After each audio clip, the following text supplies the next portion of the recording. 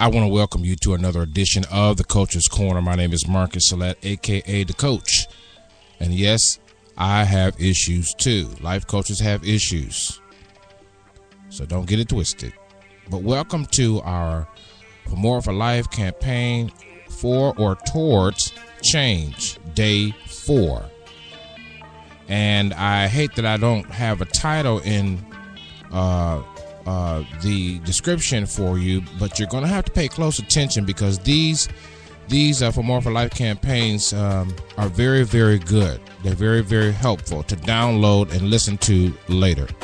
And so I want to welcome you, those of you watching us, listening to us rather, and watching on Ustream or YouTube, listening also on VoiceCast. Thank you so much on iBroadcast TV for those of you that are listening. Facebook, thank you so much. Twitter, thank you. Spreaker, thank you. And of course, thank you to all of my iTunes fans that are listening through the subscriptions there on iTunes, and for those that are listening to our block programming on SIBN television. This is the Coach's Corner. Welcome aboard.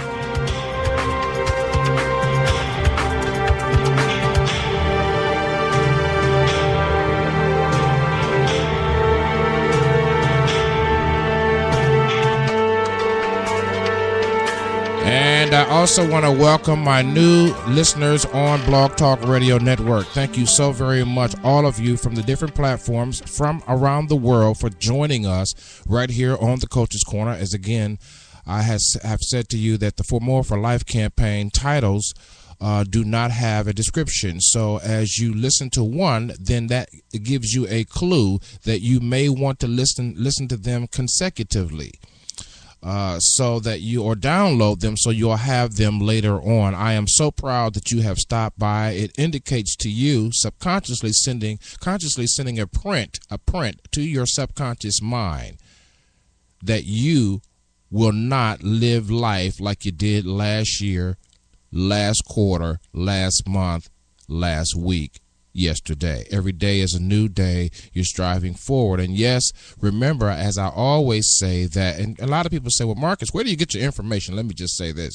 Somebody said, well, where do you get your information? Well, I was a juvie. I was a juvie kid. Even though I had 2 parents, I had a well-to-do father. I found that out later.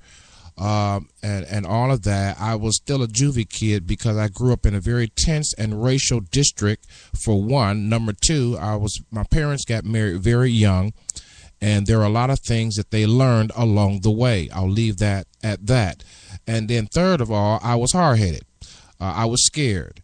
And I did a lot of running away from home, and when you run away from home, you got to survive. So I was stealing big wheels and bicycles, and then later it grew into other things. So I was a juvie kid. I let that cat out of the box. And I had psychologists and therapists and ministers, of course, school social workers, moderators from juvenile court. All of those, I had a lot of help. Trust me when I tell you, I had a lot of help. And then I also grew up in a time where self-education was relished, and it was taught. And even though you made mistakes in your life, you were encouraged to read. You were encouraged to sit still and be quiet. You were encouraged to watch the company that you keep, and you were encouraged to respect the process, even though you might have violated principles within the process. So I was a juvie kid. I let it out of the bag. Now you know a little bit about something. This is when you hear me talking and sharing and disseminating information, these are not coming from books I've read. That needs to be very clear. These thoughts are coming from years of having processed pain through the skill level that I was taught as a child and as a teenager, and also the skills that I have acquired through wisdom and experience, and of course writing and meditating, but also through my young adult life. I have always been this way. I didn't start this last year, last decade. I have always been this way. I remember when I was in high school, There was a lady that used to make dresses. I was in my last year of high school, and I met this lady. She used to make wedding dresses, and she was really good. I mean, she was so good. It was just, she was second to, I'd never seen anybody even make a wedding dress. I just seen a wedding dress in a wedding, and that's it. And this lady used to make these wedding dresses, and in her apartment, she had these wedding dresses on the mannequins all around. And I used to ask her, what are you doing with these wedding dresses? And she says, I'm selling them. No, she says, I'm going to sell them, but right now I'm making them. And I don't know how to do this or that, but one day, and I said to her, I was a 12th grader, I said, why does it have to be one day? Why can't it be now? She says, what do you mean? And I began to share with her some small business ideas that I acquired because I was a self-starter. I was this way at 8 years old. I had a business. Now, mind you, having a business concept mindset is different than having owned businesses. There's a big difference. All right. I don't want to get wrong word get out there that I owned businesses. No, I had a great business concept conditioned mind from an early age. 8 years old, I had a library. My parents lived in a parsonage on church property, and we had books galore.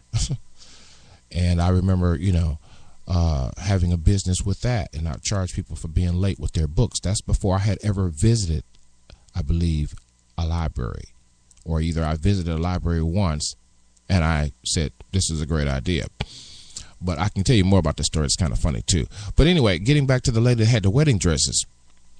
So she said, well, will you, the long story short, she said, will you come by and consult me and I'll pay you?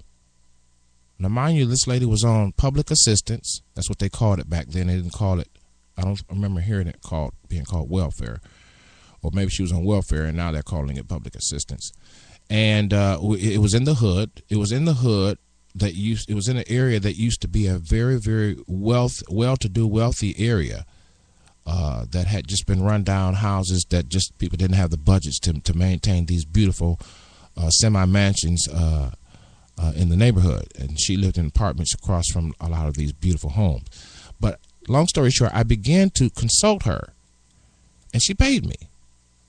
Well, a few years later, she opened up her own store on Lakeshore Drive. Now, Lakeshore Drive had a very significant, it was very significant to me because I loved living on the lake. I live, my residence is off the lake now. I love living off the lake, not the ocean, but the lake. And so when I heard that she'd opened a business on Lakeshore Drive, I was like, man, it impressed me all the way, because anything near the water is just the atmosphere is different when you're walking, when you're running. And so I was very proud. Now, that doesn't mean she reached in the cash register and gave me money for gas. That's just the way folks is. Gratefulness has a stopping point for a lot of folks. People are not as loyal and grateful for things as they used to be 30 years ago. And that's what I want you to work on. I want you to work on your gratefulness this holiday season. That's not my point today, but I want to drop that on you because I want to encourage you to send another print from your conscious mind to your subconscious mind that you are all that and a bag of chips by practicing gratefulness. That if I've said something and if I've given you a point or two that have helped you, that you have put into practice and saw it work, then I need to hear from you. And I'm not shy in asking you to communicate with me, because this should be a two-way street. But I'm very proud that you have stopped by and you have listened and you are telling your friends. I know of a guy, he was a juvie. You can tell them that now if you want to. But I did a lot of reading. My parents, my father used to say, hey, you're a young man, you need to read. And so one of my favorite books was the dictionary. And I used to study the power of words. And my second favorite book as I grew older was the thesaurus, because I love words that described words. And then my third favorite book as I grew up was a magazine called Foreign Policy. I always, and the Reader's Digest, of course, That was one of my favorite easy reads, and Foreign Policy was my hard read because I always had to look up a word in my favorite book, the dictionary, to understand how the text in the magazine Foreign Policy was flowing. So Foreign Policy was my first serious, other than the Bible, of course, Foreign Policy was my first serious read that challenged my mind. And then I also read a lot of my mother's college books. She had a lot of books. So I said all of this so you'll be comfortable in knowing that I am not disseminating information to you that I picked up from some motivational speaker, even though I do occasionally listen to motivational speakers. I do occasionally listen to very serious reads, and maybe I'll have a suggested list at some point. I remember reading a book, Who Moved My Cheese? But most times when I read a book, I can celebrate. I celebrate when I read a book differently because I'm reading some of my own thoughts and I can't believe it. And so that's one of the reasons why I'm working on being an author. Now I've published some stuff, but that was when self-publishing was not as popular as it is now, and I could use some people on my team editing wise, and getting the materials together is very easily, but it's the editing that's the issue. So I just wanted you to know a little bit about me, because in your For More for Life campaign towards or having a deposit toward change for this next 30 days or so, I want you to know who you're dealing with. I can guarantee change. I can guarantee that if you show up and you listen to the Coach's Corner for 6 months, you won't be the same. I can guarantee it. I've done it over and over and over and over and over. So it's just a natural inclination and a natural talent. Today we want to talk about, for day 4, what will make your personal campaign in life successful. What would make your For More for Life for Change successful?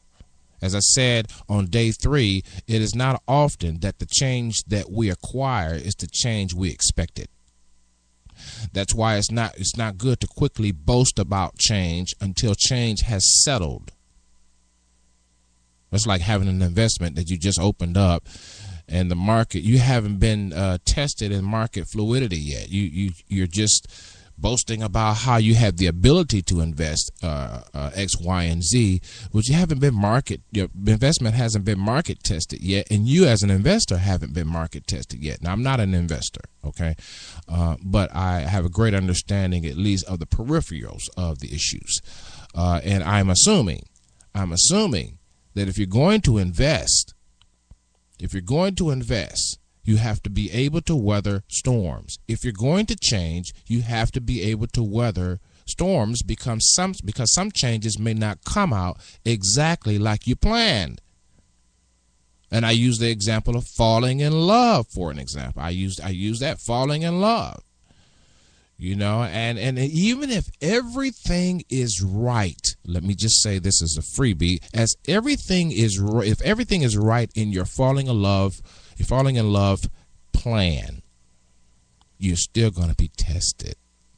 That's one of the principles of life. Anything that's authentic must go through continued periodic testing, because a better word would be pruning, because that's how it grows.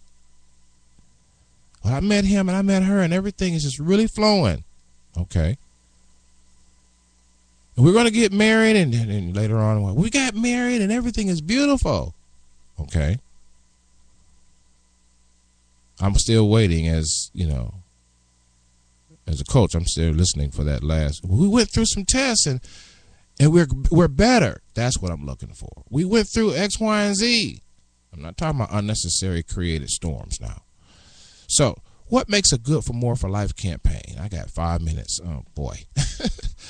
Attitude, maintaining integrity and assessing the management of yourself, of your soul, of your body. And most of us are just not integral about maintaining ourselves. You got a good attitude on the outside, but internally your attitude is suspect. You're able to cover. You're slick. You're fast. You're fast on your feet, fast with your mouth, and it appears that you are pleasant. But as I've often said, when it comes to conflict resolution, you break down because you have not been integral. I have not been integral in the process of managing myself. And it's something that we have